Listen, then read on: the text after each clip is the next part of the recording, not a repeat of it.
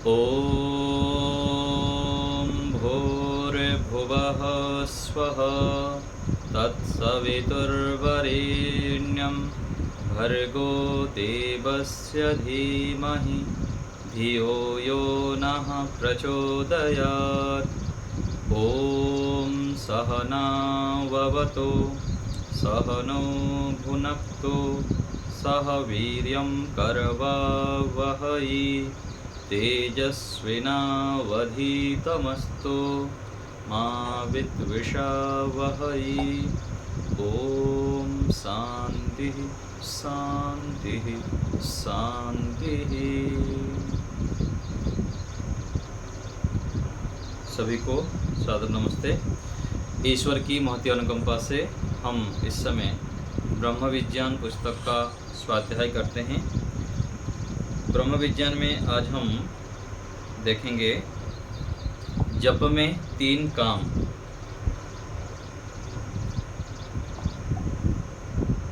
पहला है जब हम करते हैं ईश्वर के ध्यान में बैठ के गायत्री मंत्रों के माध्यम से, ओम के माध्यम से जब हम जप का अभ्यास करते हैं तो उस समय पहले मंत्र का उच्चारण करते हैं। ओम का उच्चारण, गायत्री मंत्र का उच्चारण अथवा कोई भी वेद मंत्र का उच्चारण करते हैं। फिर मंत्र का अर्थ करते हैं और तीसरा है ईश्वर समर्पण। मैं ईश्वर के सामने उपस्थित होकर यह उच्चारण व अर्थ भावना कर रहा हूँ, ऐसी भावना मन में बनाए रखें। यह ध्यान की रीति है। धीमहि का अर्थ है हम आपके ज्ञान, बल, आनंद, तेज को धारण कर रहे हैं, धारण करने का प्रयास कर रहे हैं। तो ध्यान में बैठ के मन में इस भावना को हर समय उपस्थित रखना।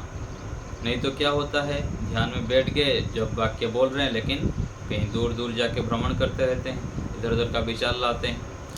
तो वहाँ पूरा जागरूक होते हुए उच्चारण के साथ साथ अर्थ भावना भी करनी है और ईश्वर के प्रति समर्पण बनाए रखना है। कोई नई चीज़ सीखने में कठिनाई तो होगी, वर्षों के अभ्यास से विधि फिर आएगी।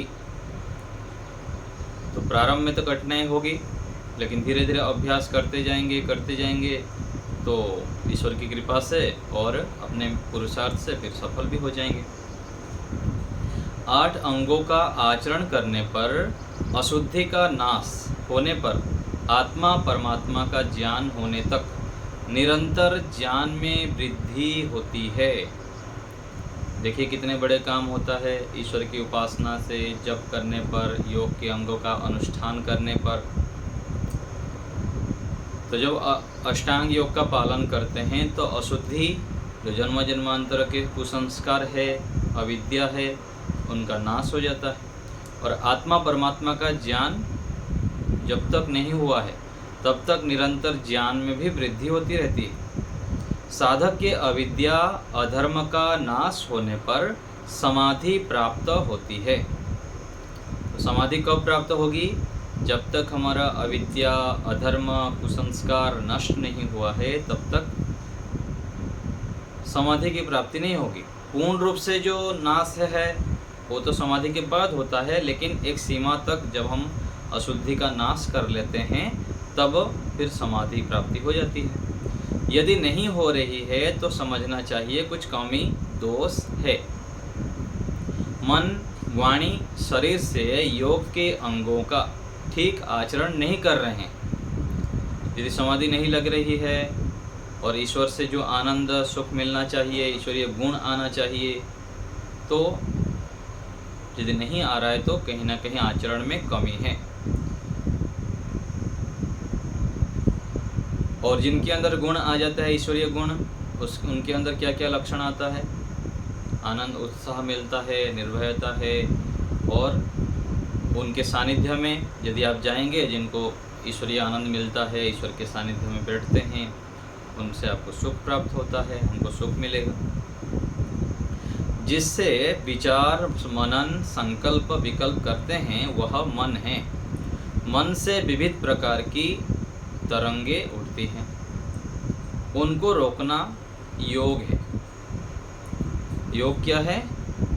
जो अपने उद्देश्य से, लक्ष्य से विरुद्ध विचार आता है उनको रोक देना, और श्रेष्ठ विचारों से, ईश्वरीय विचारों से, ईश्वरीय गुणों से युक्त हो जाना योग है। दूसरे अर्थ में, शास्त्रीय अर्थ में योग अर्थात चित्तवृत्ति निरोध। तो कई बार विपरीत समाचार सुनकर मन की तरंगों पर नियंत्रण ना कर पाने से, हृदय गति रुकने से कईयों की मृत्यु भी हो जाती है। जो विपरीत समाचार सोच लेते हैं तो हार्ट अटैक हो जाता है, और तुरंत हृदयघात बोलते हैं, हार्ट अटैक बोलते हैं, और भी अनेक प्रकार से व्यक्ति स्तब्ध होकर मृत्यु हो जाती है। उसी मन को समझ पूर्वक रोकने पर योगी बन जाता है, ईश्वर को प्राप्त कर लेता है। मन रूपी साधन वही है। एक व्यक्ति हताश, निराश, दुखी, परेशान हो जाता है, और छोटे मोटे दुख, परेशानी और भयंकर जब दुख की सूचना मिल जाए तब तो मृत्यु हो जाती। और दूसरा व्यक्ति मन को अच्छे प्रकार समझाकर अर्थात उसको अपने विधि में लाकर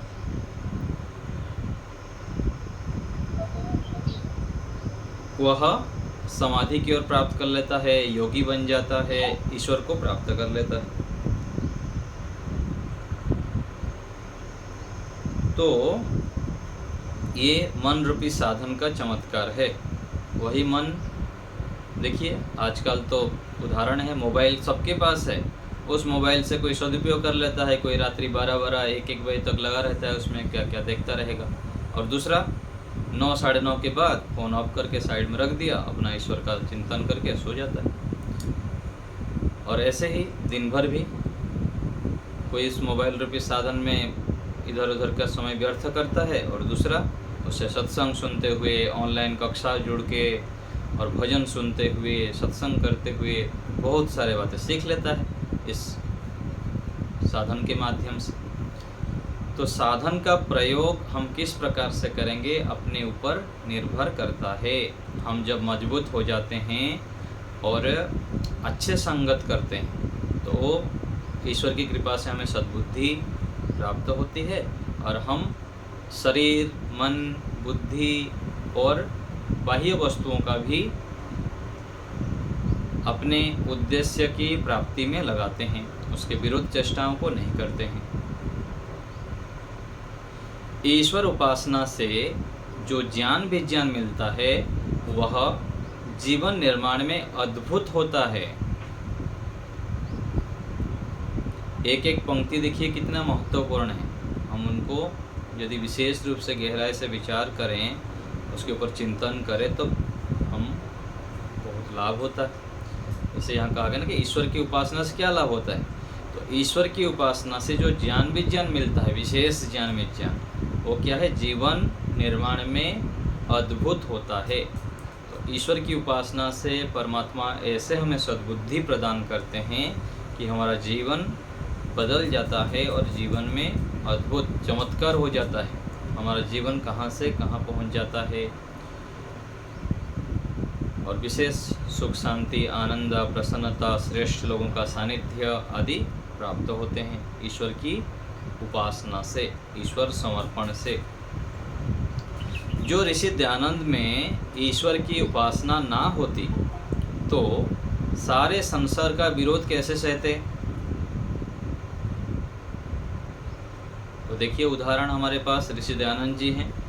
यदि ईश्वर की उपासना नहीं करते तो इतना संसार का विरोध, कलह, जहर पीना, निंदा करना, कितने बड़े बड़े अपमान करना, फिर भी वह सहन कर लिए। ये कैसे सहन कर पाए, ईश्वर की उपासना से। एक और काशी के सैकड़ों विद्वान पंडित और काशी नरेश अपने हजारों अनुयायी लोगों सहित शास्त्रार्थ समर में ऋषि को पराजित करने पर उतारू हो गए।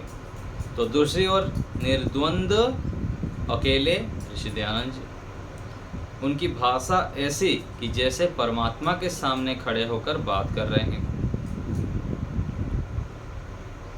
तो ऐसे सामर्थ्य कहाँ से आ रहा है, तो परमात्मा के सानिध्य से जीवात्मा के अंदर इतने अदम्य उत्साह, बल, पराक्रम आ जाता है कि व्यक्ति डरता नहीं है, घबराता नहीं है, सत्य में अडिग रहता है।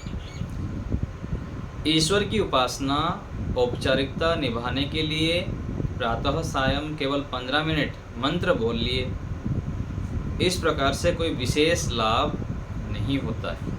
लाभ तो होगा थोड़ा बहुत, लेकिन विशेष लाभ के लिए औपचारिकता करने से, टाइम पास करने पर, अथवा दूसरे शब्द क्या बोलते हैं, काम चलाओ, केवल बैठ गए, मंत्र पाठ कर लिए, ओम सन्नो देवी रविष्टय से लेकर हे ईश्वर दया निधे, ओम नमः संभवाय च मयोभा च कर लिए, शांति शांति कर दिए, फिर मंत्र समाप्त हुआ है नहीं हुआ है, तुरंत दौड़ दौड़ के उठ भागे।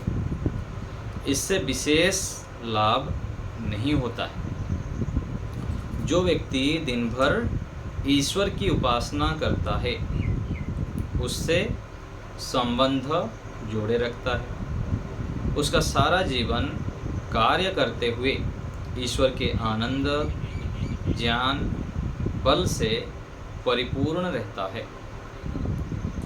कौन व्यक्ति? जो दिन भर ईश्वर की उपासना करता है, ईश्वर को अपना अंग संग अनुभव करता है।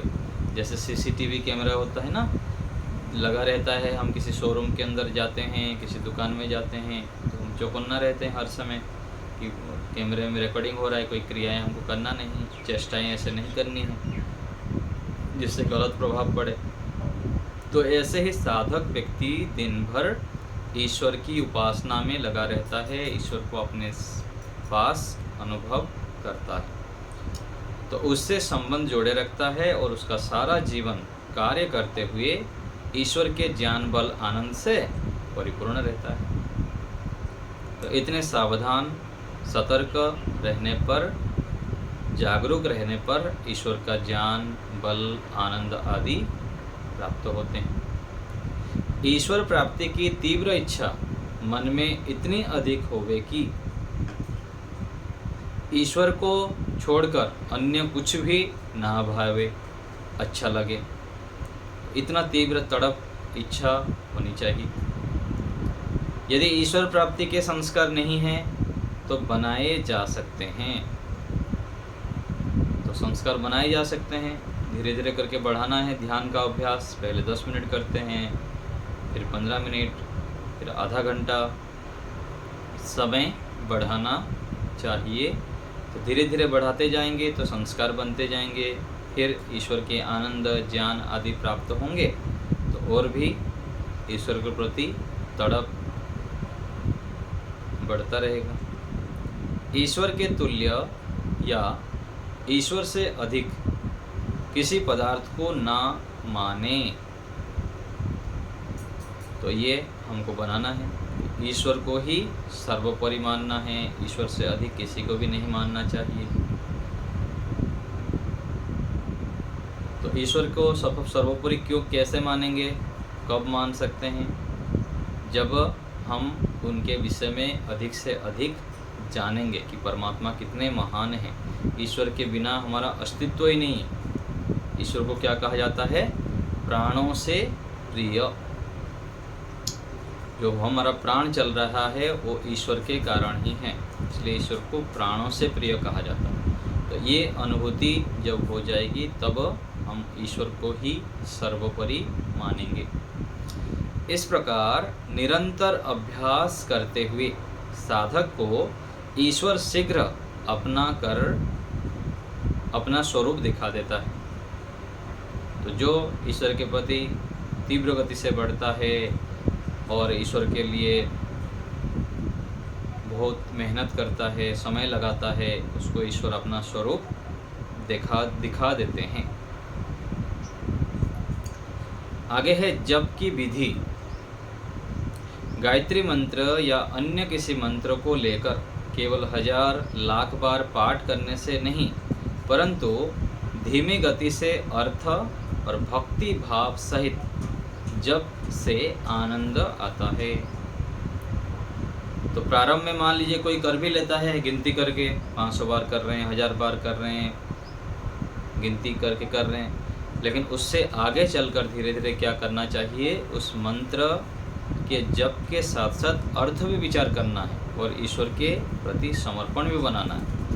पहले कोई कर ही नहीं रहा है, जैसे आए थे स्वामी जी तो कहते थे कि आर्य समाज के लोग ऐसे होते हैं कि सुबह शाम ध्यान करो बोलने से बैठेंगे नहीं, और संध्या कर लेंगे तो थोड़ा सा मंत्र पाठ करके दौड़ दौड़ के उठ जाएंगे, और यदि कहा जाएगा कि माला पकड़ो और गायत्री मंत्र का जप करो, 2 माला करो, 5 माला करो, 10 माला करो, तो बैठ के कर लेंगे। तो ऐसे कोई ना करने की अपेक्षा बैठता है माला लेकर और गिनती करके कर रहा है तो ठीक है, लेकिन उसको यदि और भी उन्नति करना है तो आगे चलकर उस जप के साथ साथ अर्थ विचार भी करना है और समय भी बढ़ाना है। तो धीमी गति से सावधानी से अर्थ सहित जप करते हुए यदि साधक मन को विषयांतर करता है तो पकड़ में आ जाता है। यदि अर्थ विचार पूर्वक करेंगे तो सावधान होकर धीमी लंबी गति से शब्द का अर्थ करने से और स्वर मधुर होने से ऋषिकृत अर्थ पर प्रेम भाव होता है। तो धीमी गति से और लंबे गति से करते हैं और साथ साथ अर्थ विचार करते हैं, अच्छे मधुर स्वर से करते हैं, तो ऋषियों के प्रति श्रद्धा, ईश्वर में प्रेम बढ़ता रहता है। इसके साथ अन्य विषय में मन को नहीं लगाना। यदि रहे हमारी आत्मा के प्रयत्न के बिना मन अपने आप कहीं नहीं जाएगा, ये याद रखना चाहिए। क्रिया करने वाले पदार्थ केवल 2 ही हैं, हम और ईश्वर, 2 चेतन पदार्थ हैं। यही 2 ज्ञानपूर्वक क्रिया करने वाले हैं। अन्य प्राण, इंद्रियां, मन, वायु, जल, आकाश आदि क्रिया नहीं करते। तो सावधान होकर यह मन में विचार को दृढ़ करना है कि चेतन में आत्मा हूँ, मन को अपने बस में रखते हुए मैं चलाऊंगा और मेरे प्रयत्न के बिना वो चलेगा नहीं। हमारे मन में आत्मा के प्रयत्न बिना कभी भी विचार नहीं आता है। वस्तुतः यह विचार कौन उठाता है, हताशा, निराशा कौन ले आता है? अपने मन को शरीर के किसी एक भाग पर स्थिर करते हुए एक केंद्र पर विचारों की यह विचार कहाँ से आते हैं, इनको देखें, निरीक्षण करें, कहीं से नहीं आते। इससे सरल जप करते जाओ और अर्थ करते जाओ। यदि असावधानी से मन गया अर्थात हम भेज दिए, मन तो अपने आप जाता नहीं है, बोल देते हैं, मान लीजिए मन विचार हम दूसरी ओर ले भी गए तो फिर वृत्ति रोकते जाओ और चलते जाओ आगे। जैसे मोटर ड्राइवर सामने आजू बाजू भी देखता है, ब्रेक भी लगाता है, स्टीयरिंग भी काबू में रखता है, तो ऐसे ही हमको अर्थ भी उच्चारण भी करना है, अर्थ विचार भी करना है और समर्पण भाव भी करना है, ईश्वर प्रणिधान भी बनाए रखना है। तो ध्यान ईश्वर में लगाने से विषयांतर में नहीं जाएगा। यदि ईश्वर में रुचि हो जाए, ईश्वर में हम मन को लगा ले अच्छे प्रकार से, तो विषयांतर में नहीं जाएगा मन। कठिनाई तब उत्पन्न होती है जब मन में ईश्वर के प्रति शंका उत्पन्न होती है कि जिसका मैं ध्यान कर रहा हूँ वह ईश्वर है या नहीं है, पता नहीं है कि नहीं, चलो बोल दिए तो कर ही लेता हूँ। तो जब शंका रहेगी तो ईश्वर में प्रेम नहीं होगा, तब फिर मन इधर उधर जाता है। यह विचारों की टक्कर चलेगी। जैसे कार चालक चौराहे पर सोचेगा कौन सा मार्ग मेरे गंतव्य की ओर आता है, यदि ऐसे विचारने लग गया चौराहे में जाके तो फिर वहाँ पर टक्कर लग जाएगा, सोचता ही रहेगा। ऐसे ही ध्यान के समय भी होगा, वह रुकेगा, पर जब पता चलेगा कि यह रास्ता मेरे लिए है तो बिना हिचक के चला जाएगा। अतः शब्द प्रमाण, अनुमान प्रमाण पर विश्वास रखकर यह ऋषियों के प्रयोग स्वयं करके देखें। तो ऋषियों के द्वारा जो जप के विधान कहा गया है अर्थ विचार पूर्वक श्रद्धा भाव से। तो ये जो जप का अभ्यास है ये बहुत अधिक लाभकारक होता है। चलते फिरते उठते बैठते कहीं भी जाते हैं तो मन में यदि हम ईश्वर से जुड़ते हैं जप वाक्य के माध्यम से तो ये संस्कार दृढ़ हो जाता है और ईश्वर प्रणिधान भी हो जाता है। जो भी हम क्रियाएं प्रत्येक दिन करते हैं वो हमारा संस्कार बन जाता है और संस्कार बन जाने पर हमारे बिना प्रयत्न पर भी वो क्रियाएं होने लग जाती हैं। जैसे मान लीजिए कि कई सारी क्रियाएं हम दिन भर करते हैं जो हम अधिक प्रयत्न करना नहीं पड़ता लेकिन सरलता से हो जाता है। सुबह जैसे बताया था आपको मैं, सुबह उठने की आपको यदि संकल्प हो गया तो उस समय नींद खुल जाती है। किसी का 8 बजे उठने का है तो 8 बजे उठेगा, किसी का 4 बजे उठने का होता है तो 4 बजे नींद खुल जाती है। और ऐसे ही शरीर में जो भी हम क्रियाएं करते हैं वह रोज़ रोज़ करने लग जाते हैं तो वह स्वतः रूप से उस समय वो मांगने लग जाता है। मान लीजिए किसी को 11:30-12 बजे भोजन करने का समय है तो उस समय उसको भूख लगने लग जाएगी। उपासना का संकल्प लिया, शाम को मुझको उपासना करना है तो दौड़ दौड़ के उपासना के लिए समय निकाल देगा और ऐसे लगातार करने पर फिर उसके लिए स्वतः स्वभाव बन जाता है। तो ऐसे ही जप वाक्यों को भी हमारे जीवन में व्यवहार में हमें सम्मिलित करना चाहिए। एक मंत्र को, एक जप वाक्य को लंबे समय तक अभ्यास करनी चाहिए, 1 सप्ताह, 15 दिन, 1 महीना। तो ओम का जप कोई कर रहा है तो ओम का जप करें, गायत्री मंत्र का जप कर रहे हैं तो गायत्री मंत्र का करें और बीच बीच में अन्य मंत्रों की यदि करना चाहते हैं वो भी कर सकते हैं। तो इन मंत्रों को जपने से उसका अर्थ विचार करने पर ईश्वर समर्पण पूर्वक विशेष लाभ होता है, ईश्वरीय गुणों को हम धारण कर पाते हैं। चलिए यहीं रखते हैं और किसी को कुछ पूछना हो तो बताइए।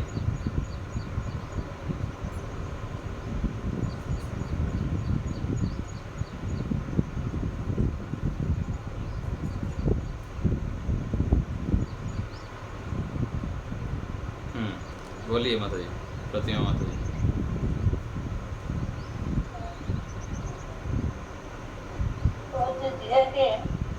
इस प्रकार निरंतर अभ्यास करते हुए साधक को ईश्वर शीघ्र अपना कर अपना स्वरूप दिखा देता है। इसका मतलब स्वरूप दिखाना मतलब होता है कि जब आप ईश्वर के आनंद गुण का बार बार अभ्यास करेंगे तो ईश्वर का आनंद की गुण की आपको अनुभूति हो जाएगी। अनुभूति होना ही स्वरूप का दर्शन है। ईश्वर के गुणों, ईश्वरीय गुणों के माध्यम से ईश्वर का दर्शन होता है, उनका स्वरूप का साक्षात्कार होता है। तो ये है कि जिस ईश्वर को हम प्राप्त करना चाहते हैं उस ईश्वर के प्रति समर्पण भाव से यदि लगे रहेंगे तो वो ईश्वर की कृपा से अपना स्वरूप दिख जाता है, ईश्वर की अनुभूति हो जाती है। देखना मतलब कोई प्रकट नहीं होंगे, जैसे भगवान कृष्ण भगवद गीता में दिखाया जाता है कि पूरा विश्व रूप दिखा दी। ईश्वरीय गुण हमारे अंदर आने लग जाएगा और स्वयं को अनुभूति होगी कि हाँ ये ईश्वरीय गुण मेरे को प्रत्यक्ष हुआ। तो इसका मापदंड क्या है? इसका मापदंड क्या है? मापदंड तो स्वयं को ही पता लगेगा ना। स्वयं को पता लगता है कि मुझको ईश्वरीय आनंद प्राप्त हुआ। ईश्वर आनंद के गुण के यदि आप उपासना करेंगे तो आनंद में रहेंगे, दुखी हताश निराश नहीं रहेंगे। ईश्वर के ज्ञान गुण का अभ्यास करेंगे तो ज्ञान आपका निरंतर बढ़ता ही रहेगा। देखिए दिन भर हम जिसकी उपासना करते हैं, जिसको देखते हैं, सुनते हैं, पढ़ते हैं, उसी प्रकार से हमारे क्रियाएं होने लग जाती हैं। ईश्वर के गुणों को चिंतन करेंगे, ईश्वर के प्रति समर्पण करेंगे तो ईश्वरीय गुण भी हमारे अंदर आने लगेगा और धीरे धीरे मुझे पता भी लग जाएगा कि मेरा तो इतना सामर्थ्य था ही नहीं, मैं तो निमित्त मात्र था, लेकिन मेरे अंदर ऐसे विशेष गुण कैसे आ गया। मैं बहुत अधिक पढ़ लिया और जो ज्ञान विज्ञान मेरे पास नहीं था वो आने लग गया। तो ये मापदंड होता है, स्वयं साधक को अनुभूत होता है।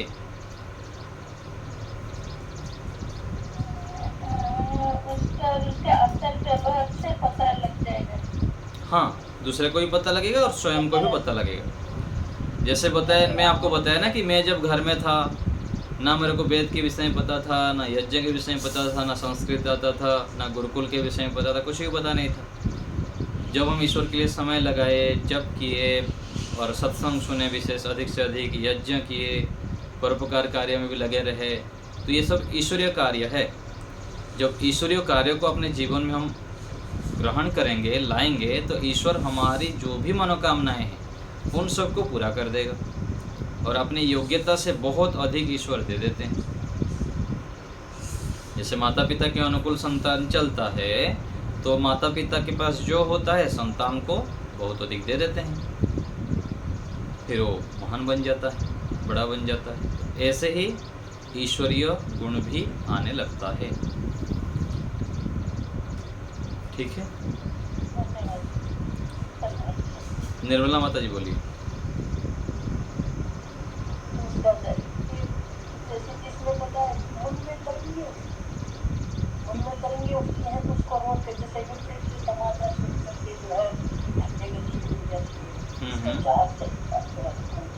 मन में तरंगे गलत संस्कारों के कारण जो हम पहले से एक्टिविटीज किए हुए हैं उसके आधार पर उभरेगा।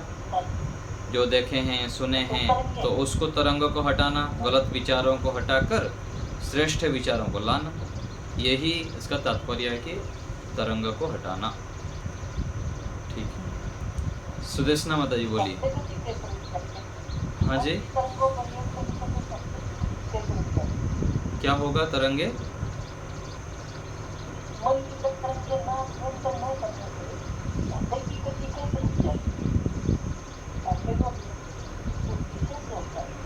तरंगे तो वही बताए ना कि आत्मबल कमजोर होने पर, मनोबल कमजोर होने पर व्यक्ति फिर कमजोर हो जाता है और फिर दुखी परेशान हो जाता है और मर जाता है, हार्ट अटैक हो जाता है उसको, है ना।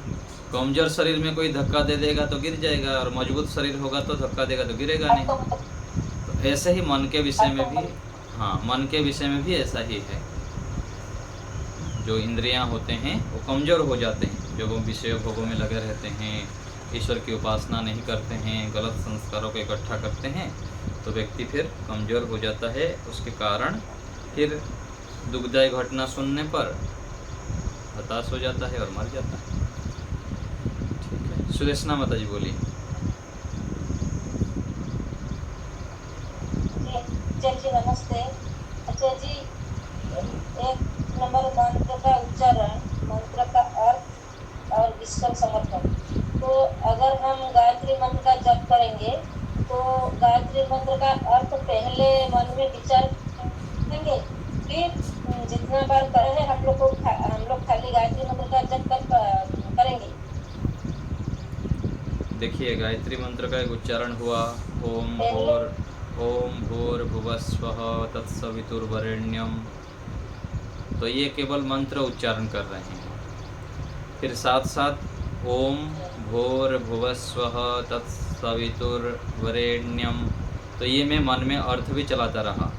हे सर्वरक्षक परमात्मा, भूः प्राणों से प्रिय, है ना, और सवितु सकल जगत के उत्पादक। ऐसे धीरे धीरे जब हम अर्थ को भी जानेंगे तो मंत्र उच्चारण के साथ साथ सूक्ष्म रूप में अर्थ विचार भी कर सकते हैं, अथवा अर्थ विचार पूरा ना करके एक एक पद का हम भाव रूप में भी कर सकते हैं कि परमात्मा मेरे बुद्धि को पवित्र कीजिए, मुझे श्रेष्ठ मार्ग पर चलाइए।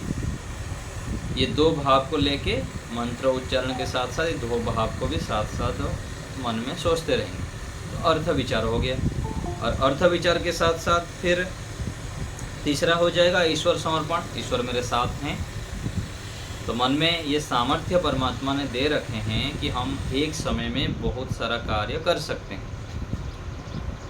तो जब ऐसे तीन तीन कार्यों को एक साथ करेंगे तो फिर मन इधर उधर जाएगा नहीं, हमारे ध्येय काम में ही लगा रहेगा। ठीक है, मुनेश माता जी बोलिए।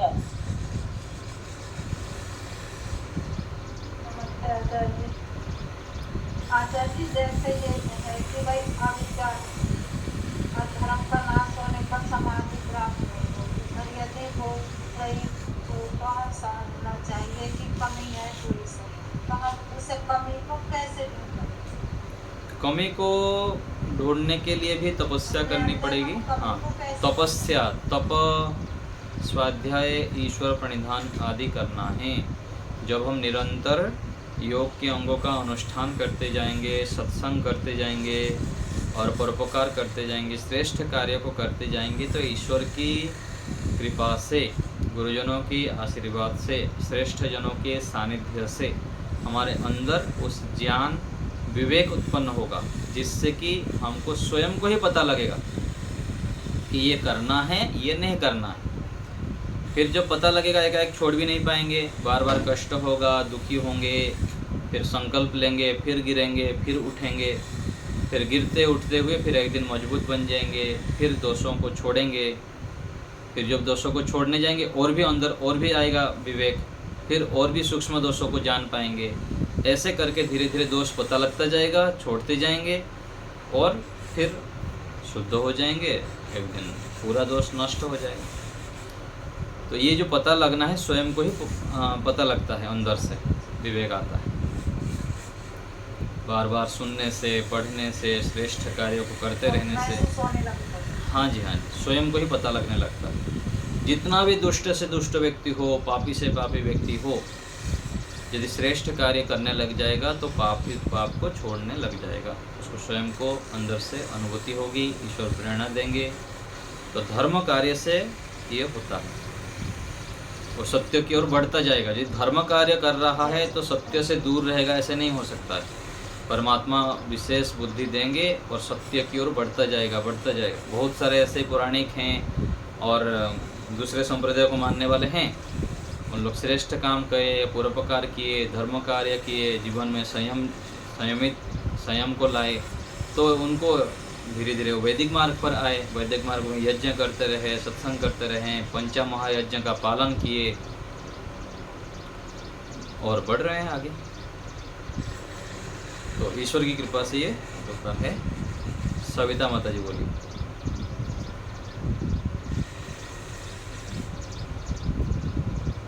आचार्य नमस्ते, आवाज आ रही है आचार्य जी मेरी? जी आचार्य जी नमस्ते, बोलिए।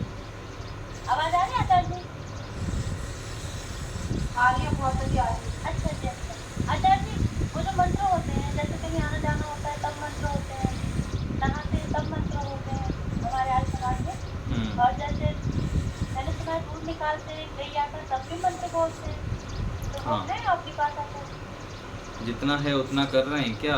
प्रातःकालीन मंत्र है, सायंकालीन मंत्र है, रात्रिकालीन मंत्र है, जितना है। सायं वाले मंत्र कौन सा होता है आचार्य? वो तो संध्या ही होती है। शयनकालीन, बाकी जो है कहीं पर मिलेगा। हाँ, कहीं कहीं जोड़ रखे हैं कोई कोई सब मंत्र, वेद मंत्र और वैसे। मेरे पास ध्यान नहीं आ रहा है, मैं कभी ऐसे संग्रहित नहीं किया हूँ। मिल जाएगा कहीं। क्लास लगती है सविता जी। नित्य कर्म विधि, हाँ, नित्य कर्म विधि कुछ है, उसमें मिल जाएगा। शयन कालीन,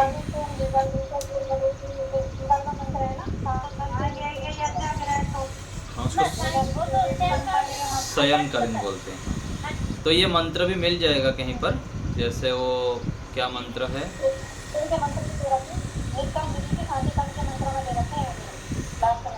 हाँ, वो देख लेंगे, मिल जाएगा।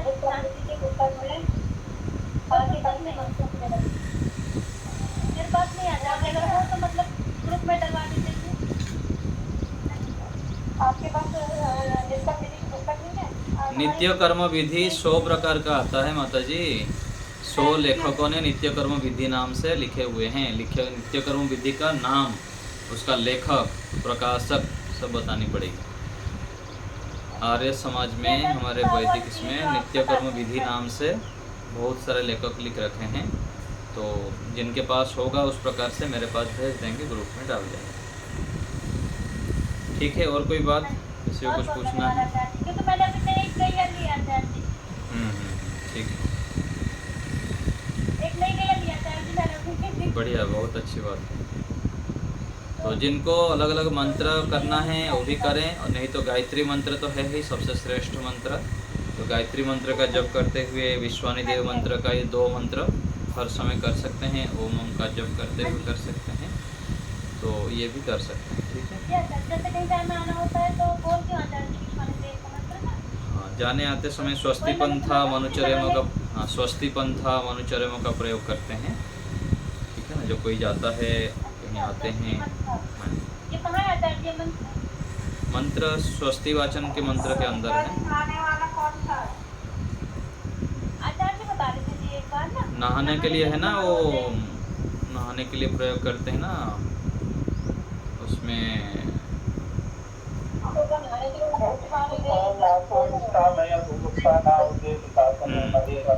हाँ हाँ इस प्रकार से है। तो अलग अलग मंत्र है, मिल जाएगा आपको। ठीक है, चलिए आज यहीं रखते हैं।